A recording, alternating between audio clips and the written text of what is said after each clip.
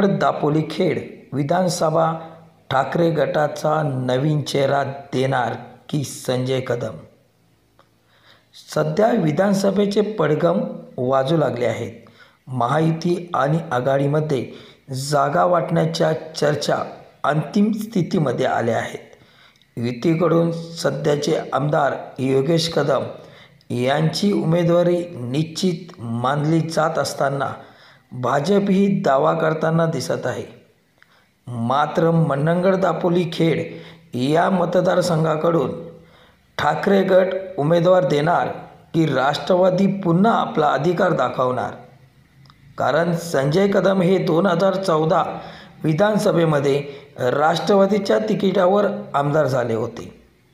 2019 विधानसभेमध्ये पुन्हा संजय कदम हे राष्ट्रवादीकडून उभे होते.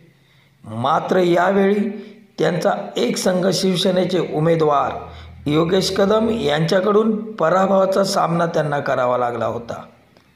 2019च्या निकालानंतर मुख्यमंत्री पदावरून भाजप शिवसेना वेगळे झाले आणि आघाडीची सत्ता आली.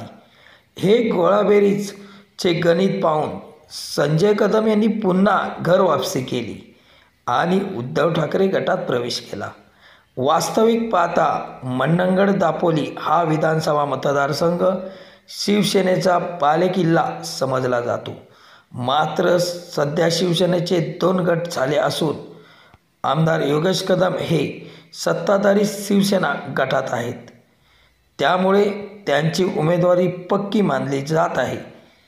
मंडणगड दापोली खेड या मतदारसंघामध्ये 2014च्या यशानंतर राष्ट्रवादी दावा करते की काय की उभाटा शिवसेनेकडून संजय कदम यांना उमेदवारी मिळेल, याकडे दापोली विधानसभा मतदार राजाचे लक्ष लागले आहे.